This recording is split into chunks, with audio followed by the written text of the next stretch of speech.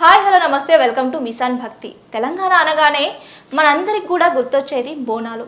మరి బోనాలు ప్రత్యేకత ఏంటి? మొట్టమొదటిసారిగా బోనాలు ఎక్కడ మొదలయ్యాయి? దీనికున్న వివరాలన్నీ కూడా మనతో చెప్పడానికి మనతో పాటు ఉన్నారు శివరుద్ర సాధువు గారు. గురువు గారు నమస్కారం. నమస్కారం. గురువు గారు, బోనాలు తీసుకునేటప్పుడు కుమ్మరి వాళ్ళే ముందుగా బోనం ఎత్తాలి అని చెప్తూ ఉంటారు. ఇది ఎంతవరకు నిజం? ఒకవేళ నిజంగానే అయితే ఎందుకంటారు? ఇప్పుడమ్మ బోనాల పండగలో మనం ముఖ్యంగా ఒక బలమైన ప్రశ్నకే జవాబు. కుమ్మరి వాళ్ళు ఏం చేస్తారంటే అమ్మ కుండలో బోనం తీసుకెళ్తారు. అయితే మట్టి మనుషులు వాళ్ళు మళ్ళీ ఎక్కువగా ప్రాఫిట్స్ ఉండవు వాళ్ళకి. చిన్న మట్టిలోనే పాత్రలు చేసి ఆ మట్టి పాత్రలోనే వండుకొని తినడానికి ఒకప్పటి నుంచి ఉన్నది. అసలు మనకి భోజన కార్యక్రమాలు వచ్చింది మట్టి పాత్రల్లో నుంచి, ఎన్నో ఏళ్ళ క్రితం నుంచి చూసుకుంటే. కుమ్మరివాడి విషయంలో లాస్ట్ టైం కూడా నన్ను ఒక 2-3 వ్యక్తులు అక్కడే బోనాల పండుగ జరుగుతున్న గోల్కొండ ప్రాంతంలో అడిగారు. కుమ్మరి వాళ్ళు అని క్వశ్చన్స్ వస్తూ ఉంటున్న తరుణంలో అమ్మ కుమ్మరి వాళ్ళు మొదటి బోనం సమర్పిస్తారు ధర్మంగా. కానీ కుమ్మరి వాళ్ళ బోనం కాదు అది. ఆయన సమర్పించే బోనంలో ఒక వ్యత్యాసం తెలుసుకోవాలి మానవులంతా. మీరు ఎప్పుడైనా గమనించండి అమ్మా, బోనాల పండుగకి ముందు ఒక వారం రోజుల ముందు జోలె పట్టుకుని వస్తారు కొంతమంది. బియ్యం ఇస్తాం మనం, ఉల్లిగడ్డలు ఇస్తాం, కొంతమంది ఇంకేవైనా వస్తువులో లేకపోతే డబ్బులో ఏదో కల్పిస్తాం. ఇలా కుమ్మరి వాళ్ళు వస్తారమ్మా. వచ్చేసి ఆ రోజు అమ్మవారి పండగ జరుగుతున్న ఆ మొదటి తరుణానికి మొదటి బోనం ఏం చేస్తారంటే ఈ కుమ్మరివాడు మనందరి దగ్గర నుంచి తీసుకొని వచ్చిన ఆ కుమ్మరి వాళ్ళు ఈ బోనం మనందరి నుంచి తెచ్చినంత దోసిడిలో తీసి అందులో వేసి ఆ యొక్క బోనాన్ని అమ్మగారికి తీసుకెళ్ళి ఇస్తారు, అంటే దేవతామూర్తికి. అంటే ఇక్కడ కుమ్మరి వాళ్ళు చేయాల్సిన అత్యంత ముఖ్యమైన పని ఏంటంటే అమ్మ వాళ్ళు ఊరూర అంటే ఆ ఊరిలో ఉన్న వాళ్ళందరినీ సేకరించి కలిసి వచ్చి ఒక బోనానికి సంబంధించి వివరణ ఇస్తారు కదా. చాలామంది ఇప్పటివరకు తెలుసుకోవాల్సిన అత్యంత ముఖ్యమైన విషయం ఏంటంటే అమ్మ ఆ కుమ్మరి వాళ్ళ బోనం కాదు అక్కడ ఎక్కుతుంది, ఊరు మొత్తం బోనం ఎక్కిస్తున్నాడు ఆయన వెళ్ళి. అయినా కూడా మనము ప్రత్యేకంగా బోనాలు ఎక్కిస్తామమ్మా. అయితే ఊరంతా బోనం ఎక్కియక ముందుకే ఊరంతా బోనం ఆయన ఎక్కిచ్చేసినాడు అని అర్థం. ఇప్పుడు కుమ్మరివాడి బోనం ప్రత్యేకత చూడమ్మా, బోనాల పండుగ రోజు ఎందుకు చేస్తారంటే ఆ విషయ వివరణకి సందర్భాలు కుమ్మరి వాళ్ళు కూడా నాకు తెలియకపోవచ్చు ఈ విషయం. బోనం తీసుకెళ్తారు అనుకుంటారు. అయితే ఒక కుమ్మరివాడికి ఆ స్థితిగతులకి ఆ యొక్క అంత దగ్గరి అనుమతి ఎలా వచ్చిందంటే అమ్మ మట్టి మనుషులు వాళ్ళు మొదటిది ఎక్కువ ఆశించరు, రెండవది, మూడవది వాళ్ళు ఇప్పుడు మనం తింటున్న ఈ పాత్రల కంటే ముందు మనకి తినడానికి పాత్రలని ఇచ్చిన మహానీయులు వాళ్ళు మాత్రమే. కాబట్టి దేవతామూర్తులు ఎప్పటికైనా చూడండి, ఊర్లలో పోతే చాలా ఎక్కువ శాతంగా మనం కుండల్లోనే చూస్తాం. నీళ్ళు ఒకటి, భోజనాలు ఒకటి, తర్వాత పెరుగు కానీ ఇంకేదైనా ఇతర వస్తువులు కుండల్లో చూస్తాం, అంటే చల్లదనం కోసం.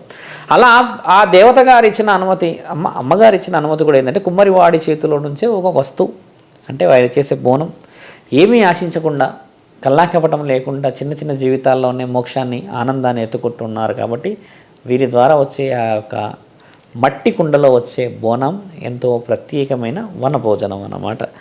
ఇక్కడ మానవులు మనం తెలుసుకోవాల్సిందంటే ఒక బోనాల పండగే కానీ ఇంకేదైనా పండగ కానీ ఆయన ఏం చేస్తాడంటే అమ్మ మీరు చాలా సందర్భాల్లో గమనించి చూస్తే జోల పట్టుకొని ఆడవాళ్ళు వస్తారు.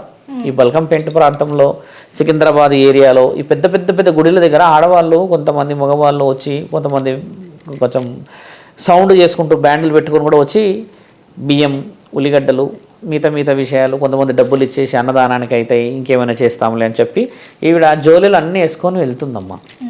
వెళ్ళిన తర్వాత వీళ్ళు కుమ్మరి వాళ్ళు ఆ కుండలో వెళ్ళి బోనాన్ని సమర్పిస్తారు. ఇక్కడ కుమ్మరి ఒక వ్యక్తి అమ్మవారికి బోనాన్ని సమర్పించిన తరుణంలో జరగబోయే ముఖ్యమైన కారణం ఏంటంటే అమ్మ కుమ్మరివాడి బోనం కాదు అది, ఊరి వాళ్ళ బోనం. అదంతా ఊరి ఇంటింటి నుంచి తీసుకొని వచ్చేసి అమ్మకు సమర్పించే బోనమే కుమ్మరి బోనం.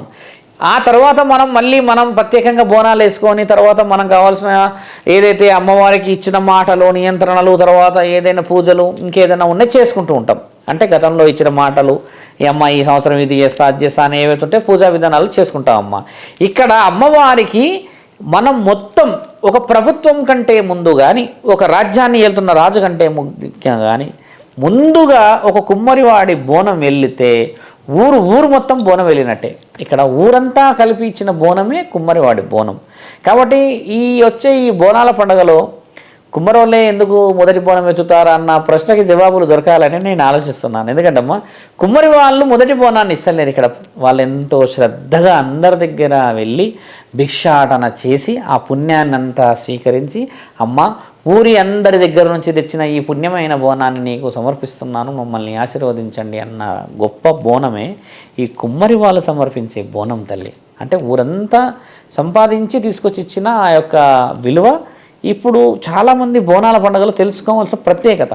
కుమ్మరి వాళ్ళే బోనము ఎందుకు ఎత్తుతారు అని అంటే అమ్మ కొంతమంది వేరే వేరే విషయాలు చెప్పారు, కానీ అత్యంత ముఖ్యమైన ఇతిహాసం ఏంటంటమ్మా కల్లా కపటం లేని ఒక మనస్సుని అమ్మ చాలా చల్లదనంగా గెలిచడం వల్ల ఆ చల్లని భోజనం, ఆ చల్లని బోనం, ఆ చల్లని నైవేద్యం ఊరందరి దగ్గర తెచ్చి పెడితే అంగరంగ వైభవంగా స్వీకరించేస్తుంది. మొదటి బోనం ఊరంతా తీసేసుకుంటుంది ఆవిడ, తర్వాత ప్రత్యేకంగా ఒక్కొక్కరు వచ్చి సమర్పిస్తున్న దాన్ని స్వీకరిస్తుంది. ఎందుకంటే ఒక్కొక్కరు కోరికలు లా ఉంటాయి తల్లి, కొందరు చెవులో చెప్తే కొందరు మనసులో చెప్తారు. ఇలా అమ్మ ఏం చేస్తుందంటే మొదట ఊరంతా బోనాన్ని ఈ కుమ్మరి మహానీయుల చేత వాళ్ళు ఇచ్చిన బోనాన్ని స్వీకరించేసి ఆ తర్వాత ప్రత్యేకంగా కూర్చున్న తరుణమే అమ్మ ఈ కుమ్మరి యొక్క బోనానికి ప్రత్యేకత. ఇది బోనాలలో మాత్రమే కనబడుతుంది ఎక్కువ శాతంగా. గ్రామదేవతలు కదమ్మా, కాబట్టి చాలా దగ్గరగా ఉంటారు వీళ్ళు చేసే పనులన్నీ.